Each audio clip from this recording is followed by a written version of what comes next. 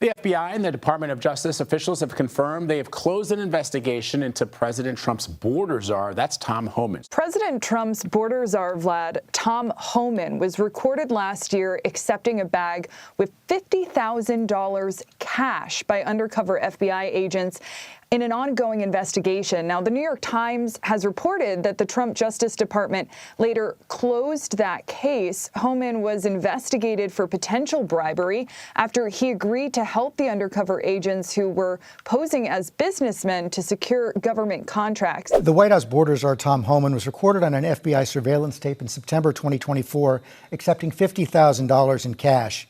Did he keep that money or give it back? George, you've covered the story ad nauseum. Tom Homan did not take a bribe. It's a ridiculous smear. You said he didn't take a bribe, but I'm not sure you answered the question. Are you saying that he did not accept the $50,000? George, this story has been covered ad nauseum. He did not take a bribe.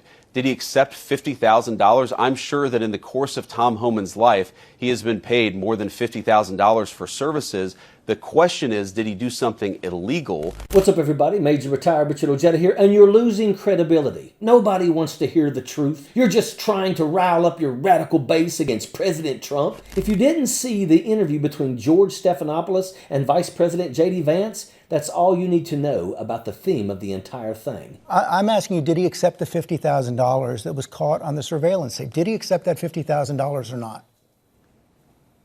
George, I don't know what you're talking about. Did he accept $50,000 for what? He was recorded on an audio tape in September 2024, an FBI surveillance tape, accepting $50,000 in cash. Did he keep that money?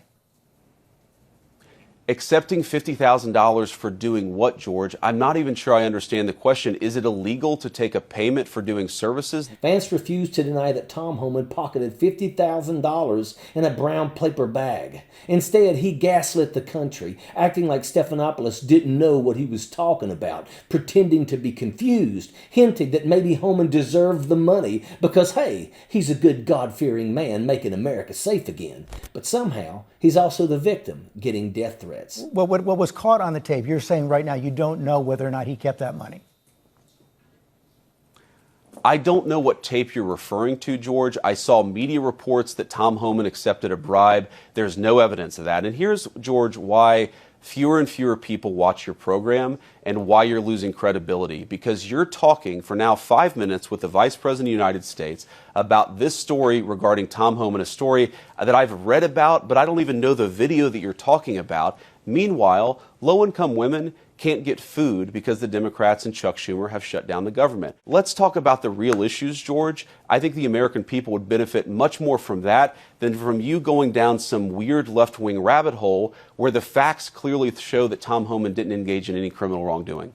It's not a weird left-wing rabbit hole. I didn't insinuate anything. I asked you whether Tom Homan accepted $50,000, as was heard on an audio tape recorded by the FBI in September 2024, and you did not answer the question. In the end, Stephanopoulos just cut him off, exasperated, because Vance wouldn't answer a single straight question. What Vance and the Republicans don't want you to know is that the FBI sting that caught Tom Homan red-handed with $50,000 in a bag actually began under the Biden administration. Everyone knew he was a crook, a cheat, and a grifter. Director Christopher Wray signed off on the operation after agents followed a solid lead that Homan was taking bribes for contracts. The facts were staring everyone in the face. But instead of denying that it happened, instead of saying flat out that he didn't take the blood money, the Republican spin machine went to work. Oh, it was all under Joe Biden. That was before I was confirmed as vice president or attorney general. Because, of course, when you're caught down and dirty with your hand in the cookie jar, blame the old guy Joe Biden, who they say can't find his way off a stage, yet somehow is the criminal mastermind who framed poor, helpless little Donald Trump and his merry band of law and order saints. Please. You took $50,000 in cash in a bag from an undercover FBI agent to help them win government contracts in Trump's second term. Look, I did nothing criminal. I did nothing illegal. And it's hit piece after hit piece after hit piece. Mr. Homan never took the $50,000 that you're referring to. I do want to go back to Homan. You know, there's a tape, right, with Mr. Homan? I mean, first of all, is there a tape that has audio and video of the transfer of the $50,000? You would have to talk to Director Patel about that. No, I'm talking to you. I don't know the answer, Senator. Tom Homan did not take a bribe. It's a ridiculous smear. He did not take a bribe. Did he accept $50,000? I'm sure that in the course of Tom Homan's life, he has been paid more than $50,000 for services. The question is, did he do something illegal? This blame-shifting lack of backbone is absolutely pathetic. Over the years, Republican diplomacy has sunk from statesmanship to schoolyard nonsense. There was a time, disagree or not, when decisions were at least made with the country in mind. Now it's a booger-flicking, finger-pointing contest straight out of elementary school. Every crisis turns into, I know you are, but what am I? And somehow, that's become domestic policy, media strategy, and moral compass all rolled into one. That's what this is all about.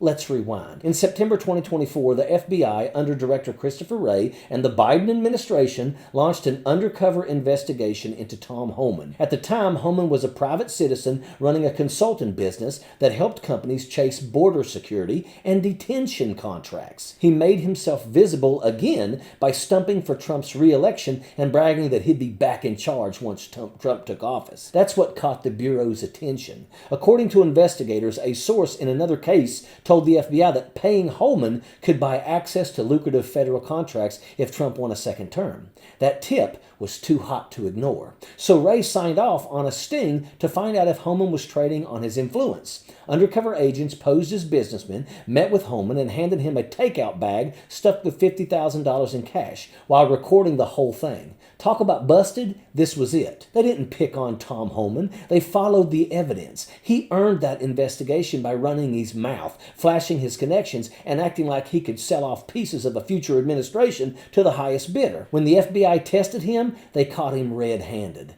Think about this. They've been caught, absolutely busted. This is a crime. Go to jail, do not pass go, do not collect $50,000 in a brown paper bag. You'd expect a party that calls itself the party of family values, Christian virtue, and law and order to step up and do the right thing, to be transparent, accountable, and honest, you'd think. But that's the farthest thing from the truth, because for this crowd, it's always easier to lie, cheat, and steal than to do the real work for the American people. And while JD Vance accuses George Stephanopoulos of riling up the radical left, that's exactly what he's doing, firing up his own base of angry keyboard warriors who think violence, threats, and intimidation are how you prove patriotism. These folks wrap their hate in a flag, their ignorance in a Bible, and then tell us that they're saving America from fluoride and pedophiles, all while kissing the ring of the so-called law and order messiah at the center of every single scandal. It's absolutely disgusting. And here's where we throw it right back at JD Vance, because this isn't just him. This is the entire Republican playbook in action. It's what Pam Bondi did during her Senate testimony when she was cornered about the $50,000 bribe. Instead of answering a single question, she snapped at senators, called them liars, and told them to ask someone else. It's what Kash Patel does every time he's under oath. Smirk, deflect, and blame the deep state. It's what the whole MAGA movement does. Shift the blame, play the victim, and pretend they're being persecuted for their righteousness. Every time they're asked about corruption, it turns into the same childish routine. That's not a defense. It's an elementary school coping mechanism dressed up as national policy. And you know what really pisses me off? It's the arrogance, the absolute insult to our intelligence. They honestly think that we're just too damn stupid to notice the con or to follow through when we start asking questions. They're literally pissing in our faces and calling it rain and expecting us to be grateful for the moisture. Shouldn't we expect better from our leaders? Is truth, accountability, and the courage to lead in the interest of the American people really too much for us to ask? Have we fallen so far that Bob Menendez can get 11 years for bribery, but a moldy can of Spam like Tom Homan walks around a free man? It's do as I say, not as I do. The gospel of hypocrisy, the creed of the morally bankrupt, the anthem of the grifting class that calls itself law and order. Don't let these morons fool you with their song and dance. Tom Homan is guilty as hell, and anyone defending him isn't protecting America or the Constitution. They're protecting corruption and pedophiles, plain and simple, and that is an absolute fact. Sappers clear the way, airborne all the way.